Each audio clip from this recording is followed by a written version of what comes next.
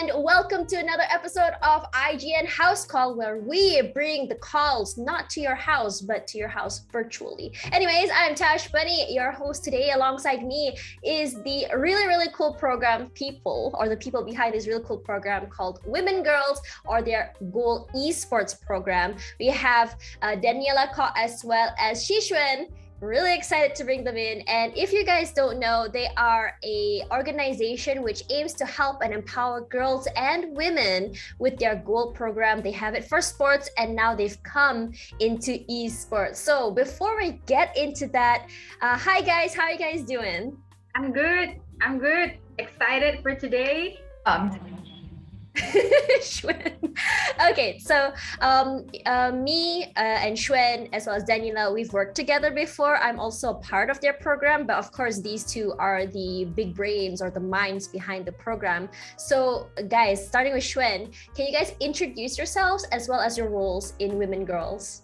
Hi everyone, thanks for tuning in. Please support Natasha, give her lots of likes, love.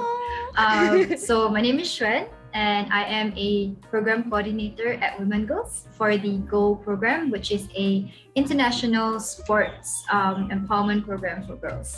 My name is Daniela, and I am the assistant program coordinator for the GO program. So I assist Shuen in the GO program, basically. Okay, so this year there has been a shuffle or change in the program. Shuen now stepping down and going more to the mentor side. So before we go into that, I'm just curious to know, how does it feel going from, actually spearheading to just mentoring? I think it feels great, honestly. So now I can spend more time on actually doing grassroots and building relationships with the girls, and definitely giving a chance to Daniela to shine. For this year, she's been doing a fantastic job. So I hope everyone will get their daughters to sign up for this program. Okay, speaking of that, Daniela, how's the program been this year? How's the reception toward it? So at the moment, the registration is open. So we have previous girls from last year texting me, "Coach, can I join again this year?" It's like 7, 8 girls, so they're wanting to join. But at the same time, not just that, even moms are like, only in Klang Valley. Oh, So it's like, it's getting more and more. I think the feedback is good, but at the same time, we are also trying very hard to okay, if let's say the feedback is a bit too much, can we handle? Because the team is not that big. Yeah. So currently we're at the stage of adjusting that. Yeah. all right, I understand. So before we get too ahead of ourselves, can you guys tell us a little bit about the GOAL program? All right. So the GOAL program is a life skill program for girls to develop leader skills, overcome challenges, and to be the best they can be. So this program is for girls to use sports discipline to build their teams and use race competition as motivation to achieve their goals. So pre-pandemic, it was netball. So now, today, we're talking about esports, right? So participants learn how to work as a team, while boosting their confidence and rapport, and also to polish their leadership qualities. Yeah, so that's roughly what GO is. Okay, I totally understand. Really excited to hear about that. So just now you mentioned that pandemic-wise, that's how the idea to bring goal to esports instead of normal sports came about, which I'm very happy about, because I feel like there was a huge boom in esports, especially during the pandemic time. And so that's how the idea came about. So my question now is, why did you guys choose MLBB in particular? Because that was the game that you guys highlighted during the program. The reason why we chose MLBB was because it's the biggest mobile gaming game, I guess, in Southeast Asia, and most girls would already have heard of it. So we're not introducing them to a completely new platform. They might know someone who has played it, they might have played it themselves. Also, MLBB emulates real life sports. Like, for example, we used to use netball in goal. So with netball or basketball, you have 2 sides, and then you have a court. So it was the same thing with MLBB. It's a 5-on-5 within a court or a map, and everybody has their own position. So you have GA, and tag and things like that. And in MLBB, you have tank. So it's very similar. Then it increases rapport, communication, as well as confidence building. So that was some of the very strong reasons why we chose MLBB. There's also another reason, right, Shuen? Hey, MLB. Okay, yeah, it's true lah. Yeah, it's true. I was a bit biased lah because I also played MLB. Because I think it's such a great game. It is. I recently just started to play it seriously as well. And honestly, it is more of while it is like other MOBAs out there, it's a little relaxing, it's a little low-key because you don't need to have your full brain turned on. You can kind of like turn it off a little bit. So it's great for relaxation, which I'm very happy that you guys chose for this program actually, because when you think about it, goal is something you guys do once a week on the weekend. If I remember, I was helping you guys on Saturdays. So why did you guys choose to do it on like Saturdays only? Why did it not become like a weekly or like something you put maybe 2-3 times a week? So the reason why we chose Saturdays and the reason why goal is only on Saturday mornings is because we want to give space to the girls on the weekdays to concentrate on what they need to concentrate on. And then Saturdays and Sundays are for fun things like goal in the morning. So that was one of the main reasons why goal is put only on Saturday.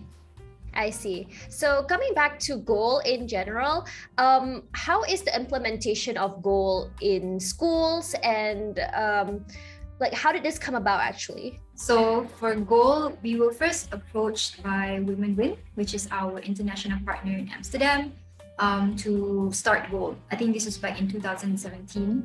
And this is definitely for teenage girls. So we approached the schools to see which school would be interested in signing up. So typically we would go to the school, the teacher, and say, hey, we have this fantastic program. Are you interested? And then from there, the teacher will help us to mewawarkan to the students and say like, hey, this is a really great program. And from there, we will actually communicate directly with the parents because we believe that full transparency with their guardians and their parents is really, really important for the girls' development. And for the program as well, for us to build relationships with them. And it just kind of took off since 2017 and we haven't stopped since. I'm really excited to hear that. So any plans for you guys to kind of expand beyond schools? Because there are some girls who are obviously not in the schools that you guys have approached. So how would you guys approach that in the future? As for now, we are still looking at schools because that's the most reachable place we can go. But I think what we are implementing at the moment and where we're looking at is like Natasha mentioned, what about the girls who are like not in school, right? That's why when you do things online, hopefully these girls have their online devices, they have their Instagram, they have their social media, so they can join us, they can register actually. So this is how we kind of reach them, I would say. All right, understand. So let's go back to Goal Esports in general. So far, how have the girls responded to the program? Okay, so far when it comes to responses, there are so many type of responses because some girls are quite curious and adventurous to try something new because maybe esports is something new. Some were initially a bit hesitant, but they end up being a pro player in Mobile Legends. Wow. After weeks of training, who became the one who initiated the team training by their own. So it's like, okay, team, okay, on Friday or on Tuesday, we're gonna meet at what time to train for the tournament next week. So they even win the tournament. So you can see a tremendous of change. But there are also some who have like no interest at all. They tell you, mentor, I'm just not into this. But we still encourage them to be present for the lesson learnings because we include topics like cyber safety, discipline, and healthy lifestyle. Yeah, so this can benefit them as well. We don't have to force them to be, to compete competitively in esports. It's a good exposure, I would say. So these are the responses that we've get from the girls. Yeah. Oh, that's really cute. And yeah, I remember as well that I was also helping you guys with the module that you guys had before. That was actually really fun. It was my first time creating one. And just a question here, because usually when people think about MLBB, they think more of like a hands-on training where you just jump into the game and learn as you go. But you guys managed to do a whole module where you had classroom learning as well as the hands-on training. What made you guys decide to kind of like separate the two? So the reason behind this was when we're introducing esports, we don't want just to teach the girls how to play MLB. It's part of a wider set of skills that you also pick up in sports. So we broke it down to different themes. Like Daniela said, we had 1 week on discipline, we had 1 week on safety. So a really good example would be safety. Before we started anything on teaching them how to play the game or install the game, we taught them how to be safe in the game. So classroom learning would be theoretical, where we show them, okay, these are the reasons why you need to be safe. Grooming, different cases of children being exploited, and the dangers that there are. But okay, these are the risks, but there are ways to tackle it and handle it. So it doesn't always have to be dangerous if you know how to handle it. So that would be theory. And then practical, we would actually ask them to turn on their tablets or their phones, and we would show them and have them to tick all the safety options, like things like not allowing people that you're not friends with to chat with you, so turning that off, learning how to block, learning how to mute, looking at the potential red flags of what would happen if someone was trying to groom you. So that was one of the reasons why we thought theory and practical was really, really important, just to give them a better set of skills to navigate the esports world.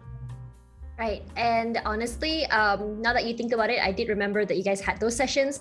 And my question for you guys is, usually when you have classroom sessions for these kind of stuff, like, oh, you want to go to the fun stuff. How are the girls reacting to the theories? So with theories, when we do theory, they're usually a little bit like, but when they actually have to do it on their phone, they're okay, like what I mentioned just now, when they have to take all the safety stuff. But when we actually look at it, it's a little bit hambar lah, honestly, the response. Most of them just can't, I think, right, most of them already opened the custom room and ready to start playing already. I have a feeling lah. So some of them very fast. When we open the custom room, right, they're already online. So I have a feeling that they were waiting for it. But again, it's important for them to know all this, and our mentors are trained to tell the girls why it's important. Like, why are we telling you this? It's not that we want you to wake up early and just sit here for half an hour to listen. And this will apply to your practical later. So hopefully they were listening even though they were quiet. But yeah, they usually look forward more to the game now.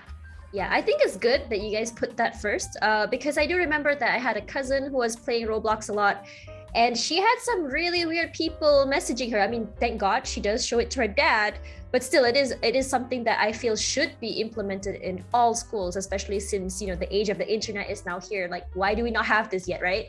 So right now, we talked about how the girls have responded. I mean, obviously in your class, you would have girls who don't play video games. I mean, we remember that we had those girls as well. So for those girls who don't play video games, how do they respond in general, and how do you get them to still participate? So I think when it comes to games, right, we always have a group of people who may not be interested. So even back then when we were using netball in Go, when we could do physical sessions, there would always be a group of girls who are just not interested, and they would sit on the side, or they just half-heartedly do the training. So I think it's always a given or expected that there'll be some people who are just not interested.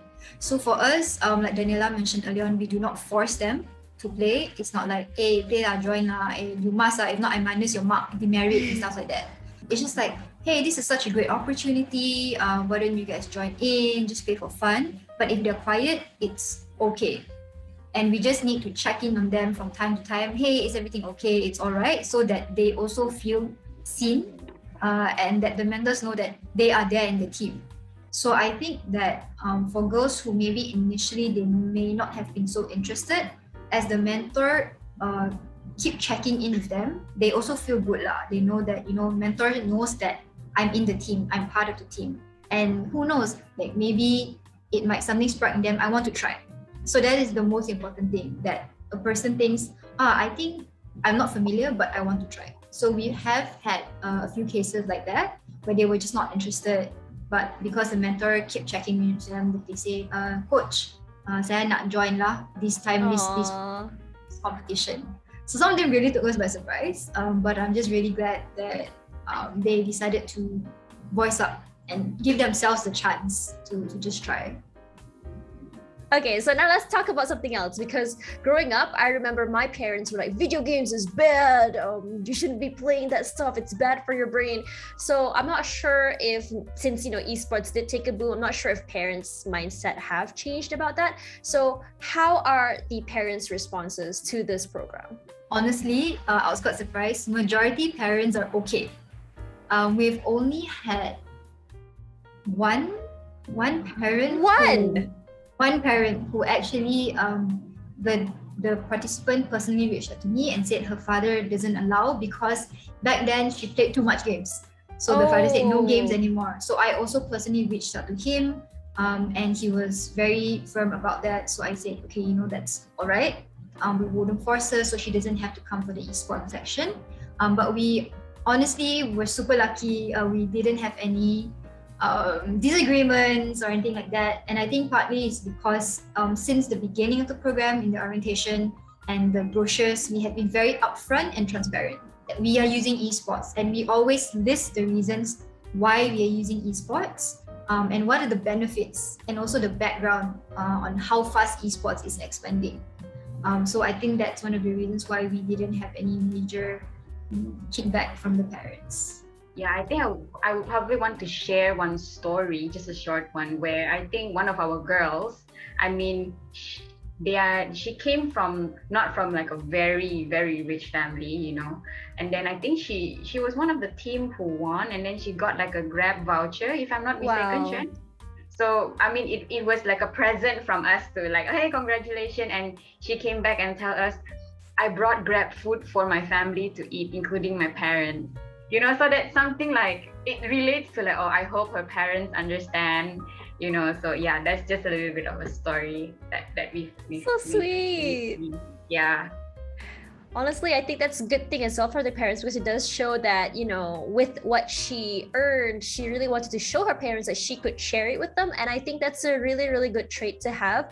So coming back to parents in general, when Shuen talked about girls who play too much video games, I think it's great that you guys had the orientation, because I remember that in the class, you guys were saying that you guys had like a contract where it's like, before I play video games, I must do my homework first. Has that been working? I'm not 100% sure whether it has been working, but we haven't got any complaints, thank goodness, so far in the program. Just I think one time one of the parents messaged me and said, is class over, because she was still playing, and then said, no, class is over. So I think that was the only memorable one. And sometimes they would play even after they finish their esports session into our Go session. So that's like when the mentors would tell me, so the mentors are like a bit like my snitches. They will go online and then they would check if any girls are online when the Go sessions are running.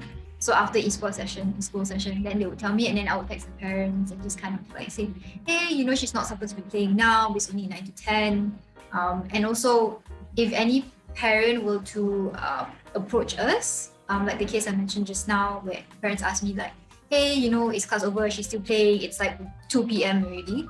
I actually would show them the contract, and I would show them that, okay, your daughter has signed and she has read this, and we have explained. So I don't know if they all followed it, but thank goodness we didn't have any like complaints from parents lah.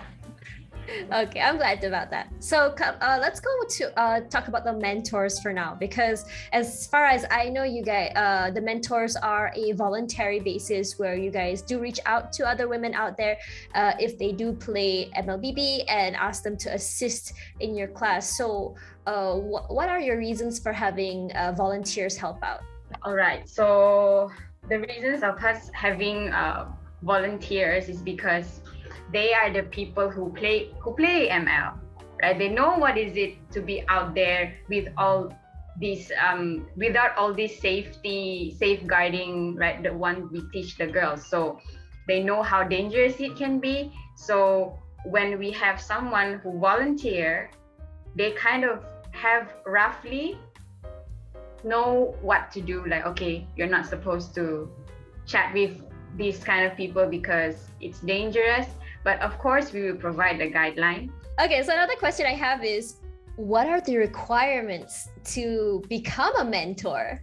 So one of the requirements to be a mentor is you have to be legend and above. So highest rank achieved has to be legend and above. It doesn't mean you have to be legend in this season, but your highest rank achieved has to be legend. Because we of course want people who already have a certain amount of playtime to be mentors for our girls lah. So try to stay away from epic abadi. Try to get up to legend. Another requirement is our mentors have to be female. The reason why is, so going back to the previous question you had, why do we have volunteers? So in Women Girls, we strongly believe in role modeling, that you sometimes you can't be what you can't see.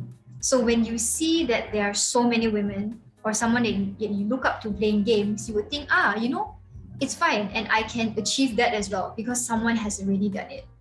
So the next requirement is of course to be a woman, and just last one, I guess, very passionate about empowering girls to just be the best that they can be. Great. So I remembered as well, you guys were blasting out applications asking for more ladies to join. And I do remember that you guys had a little bit of a challenge looking for the right fit. Why is that? So when we were blasting out, it was a little bit difficult because what I saw from a lot of the replies under our tweet, people were tagging their friends, but a lot of girls or women were like, oh no, I can't, like saya tak layak lah, I'm not that good. So I think women generally just really feel like they're not good enough. Even though they are already good enough, right? I think it's something that we all struggle with, especially when it comes to an area that may be more dominated by men or boys in general. So that was a bit difficult, trying to push people just to hit the register button. I think that is already half the battle won. So it was really, really difficult to try and find mentors for the previous sign up. What about now, Daniela?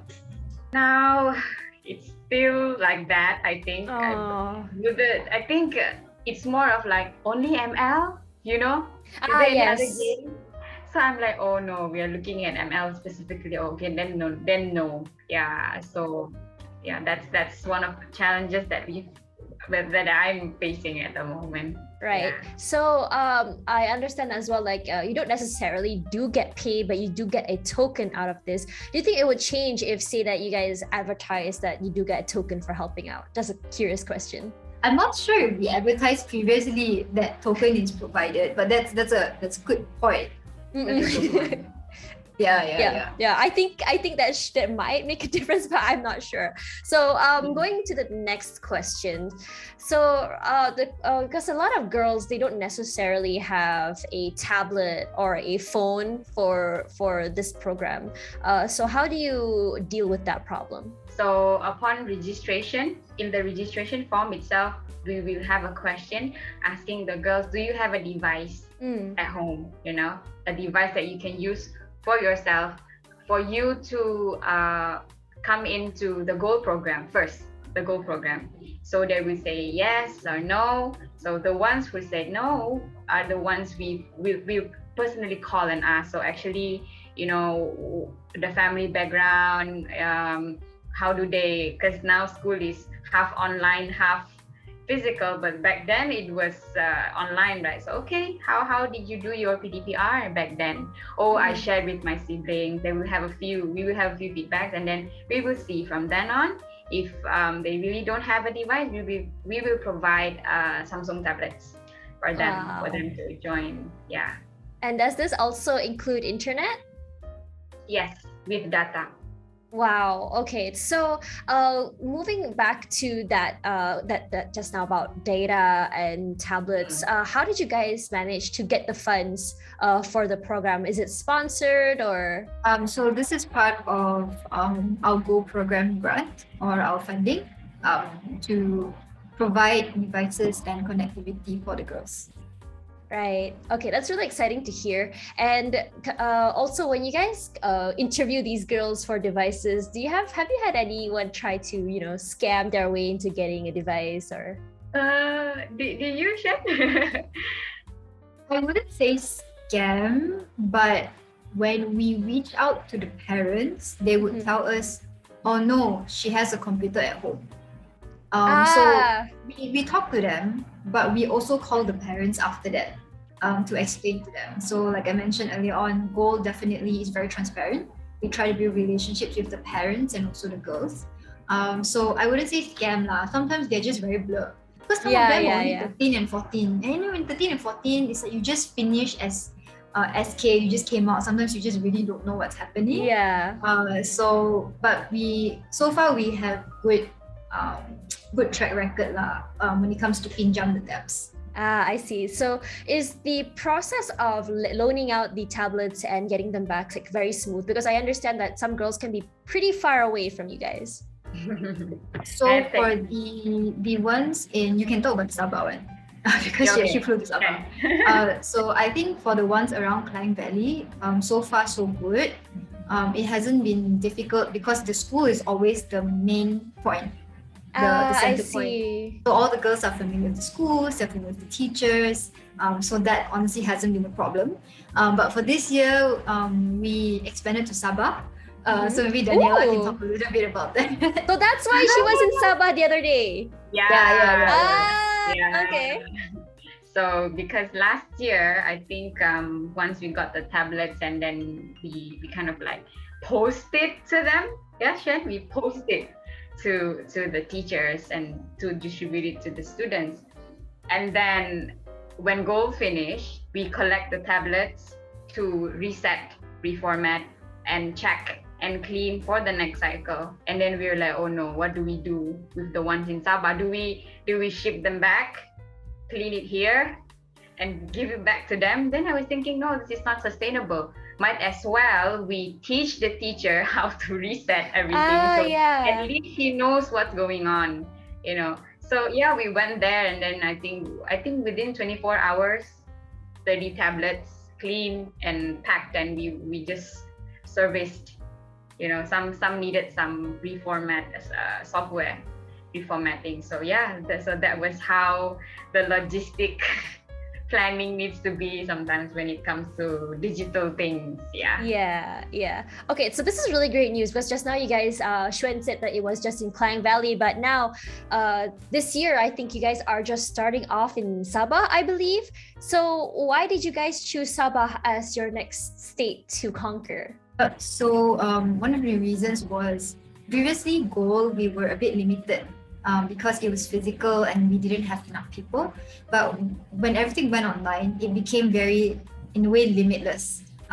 It transcends borders, and we have a really great connection with one of the schools in Sabah. So it's SMK Tamparuli.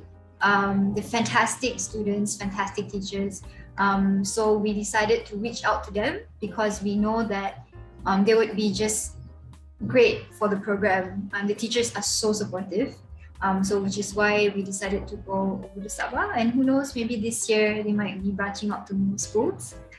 See how it goes lah, of course. Yeah. Okay, so how's the reception like in Sabah compared to Klang Valley? Oh, okay, I'll take that. Because there some girls are in their kampong, right? So sometimes you can see that they're breaking out, you know, and sometimes they drop off from the class and they try to get in. But these girls are quite resilient, you know. Go start at 9. They will go to their aunt's house who have a better connection at 8 a.m. and open the room. Their coach and waiting. So like, you know, or like, coach, saya nak pergi atas bukit nak ambil line. Okay. Oh wow! I don't know why, but it's just like so heartwarming and so heartbreaking at the same time. And this goes to my next question, which is, what are these? I mean, you already mentioned some line and internet. What other challenges are you guys facing over in Sabah? Okay, so at the moment, because last year was virtual, so everything was okay. Break even. Everyone got the tablets. Okay, graduation gifts, we can post it there. At the moment this year, if let's say situations get better, goal become a little bit more hybrid, maybe we have some physical events, you know, especially for the Form 5 students, we might have a module called Be Independent, where we spend a day to kind of like teach them how to apply for a job, what is it to basically working life. Right? Can you please teach them how to pay taxes? Because I still don't know how to do that. maybe can be considered. So we were thinking like, okay, if we have a physical event here in KL in Klang Valley and the girls can come, what about the ones in Sabah? Do we fly them here? Do we go there? Do we go to Sabah and organize one? So it's a bit of like, we don't want to discriminate anyone. We want to involve everyone. But so yeah, it is a bit of a challenge right there because due to the uncertainties, I guess. Yeah. Now that you mentioned that, we did talk about just now as well about their internet connection as well. So when you come back to when you go to that, what about the girls who don't have internet connection? Are you guys planning on maybe setting like an internet line maybe at their school, so at least they have like a place they can go to for their lessons? So for last year, we unfortunately only could provide SIM card connectivity and tablet. So even some of them, let's not even talk about Sabah. Some of them inside Klang Valley, in the middle of KL, they can have no line. Oh no! So it was really difficult because some of them really wanted to join. For this year, we're not sure because we're a bit worried to make the students berkumpul because when they get together, there is risk. So that's why we were also a little bit hesitant to have them to come over and just group together. We don't want them to move around. So hopefully this year we will have less connectivity problems. Right. Yeah, fingers crossed. I don't know if Daniela has a different strategy or anything in plan. I think as so far that's like what Shuen said. That's how it is. Even some teachers, we approach a new school in a PPR area actually. So the teacher was like, I don't mind, our school, we have Wi-Fi, we can kumpul them together, but we're like, oh teacher, we are so sorry, we cannot do that. So I think we can only work around what we have and work around the SOPs of the pandemic/endemic. Yeah, it's really disappointing, especially for students in Sabah, especially with their limited connectivity. But hopefully things do get better this year because I would really love to see the growth in there. So coming back to when it comes to Sabah, because right now we have most of your volunteers, I believe, are based in Klang Valley.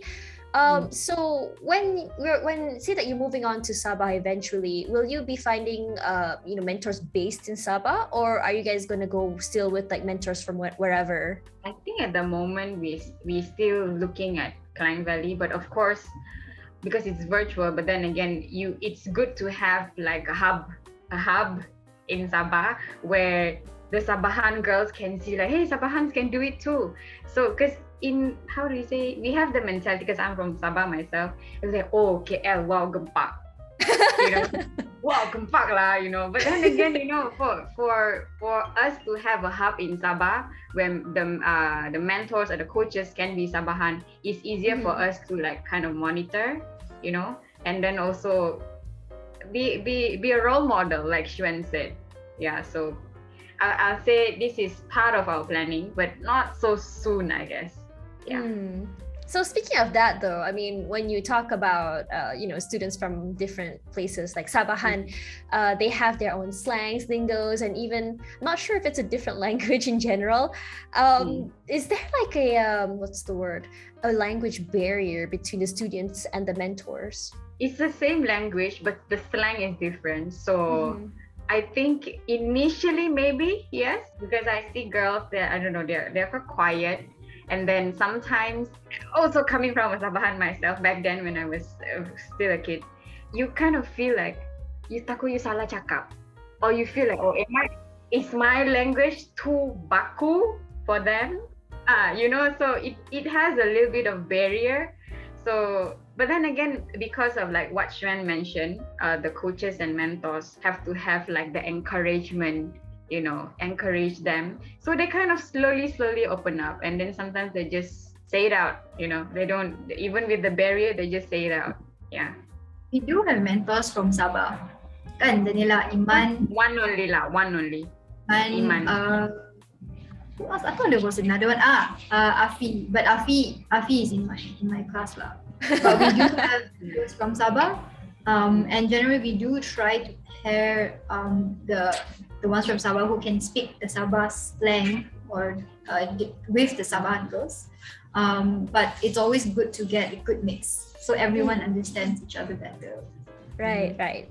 Okay, so now that you talked about that, so right now obviously there are connectivity problems. So if say there is a student lagging, or if say there's a student having connection problems, how do you deal with that? So when we have students lagging, we just give them time to come in and come out. And if let's say it's really, really bad, usually the program lead would text the parents just to understand a little bit what is happening. Is it okay? And we will just try to just wait until it stabilizes, and then we will continue to try and include the student. That is the best that we could do lah. Right, it is just a limitation of the connectivity here in Malaysia, but it is what it is. So another question I have is, we did talk about this just now, why just MLBB? And I understand why, because there is very limited mentors that you guys have. So if say that in the future you guys do get more manpower, will we be seeing more titles included into these classes? I think so far, we hope we can. Because it's good to have varieties, correct? But then again, in the end of the day, how do we want to measure the impact? Because if you have 5 different games, and then you need to have some type of a platform. Let's say in one Zoom room you have 10 girls, but different platforms. 8 of them want to go for ML, 2 of them want to go for something else. So it's very hard to kind of gauge the impact afterwards, because we want to measure their confidence, their improvement, right? So we are looking something uniform, but if let's say there is a possibility for us to expand and have more game titles, we are open. Okay, so for my next question, if you guys could hire or call for mentors right now, how would you pitch that idea? So how I would pitch is, so we're looking for women who are passionate about empowering girls in esports. If you ever at one point in your life wish back then when I was younger, I had someone to look up to and told me that, hey, it's okay to play games. This is definitely the right position for you. If you really enjoy working with girls and seeing them grow, then this is definitely something that I think would really suit you. So join the Go Esports program. You get some payment too. Yeah, To Shuen for more information. free lunch twice a year. Maybe I'll add on a bit. I would say esports have been known to be a male-dominant industry. But if you are a girl or if you're a woman who plays games, maybe this is the time to prove this theory wrong to being a goal mentor, yeah? So that's how I pitch it, yeah. So before we go, I have last question for you guys is, what are the women, girls, Gold Esports plans this year? What can we expect from you guys? Okay, for this year, like I mentioned, we will still be choosing Mobile Legends as our esports, and then maybe what to expect is a few tournaments. A few tournaments, and we will have one final at the end, so we can see mentors and girls playing against each other and see how that goes. Because last year, Shuen, do you want to talk about last year? What happened last year when the girls played against the mentors?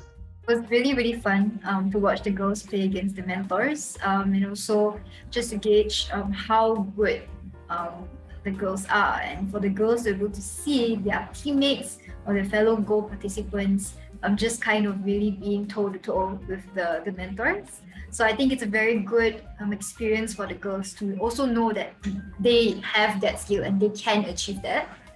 So I think definitely we will have that again this year, and it's going to be a blast. And we're probably going to have Natasha here to cast. So look out for it.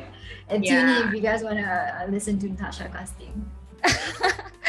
Okay, thank you so much, Shuen and Daniela, for the interview and sharing with us about your classes. It's such a blast to hear about these things, because back when I was in school, we didn't have these things. All we had was paint and netball. I'm just kidding. I love netball. I love netball. So if you guys want to mentor for women girls, do reach out to them. Which platforms can they message you if they want to join? So you can reach us on Instagram. Just DM us and register. The link is there. You can register. And any questions, you can DM us on Instagram. Yeah, Instagram is the place for you guys to go. Thank you guys so much. And that will be the end for IGN's house call for this week, where we talked about the women's empowerment through esports. I'm Tash Bani alongside Shuen as well as Daniela, and we'll see you guys soon. Bye-bye, everyone.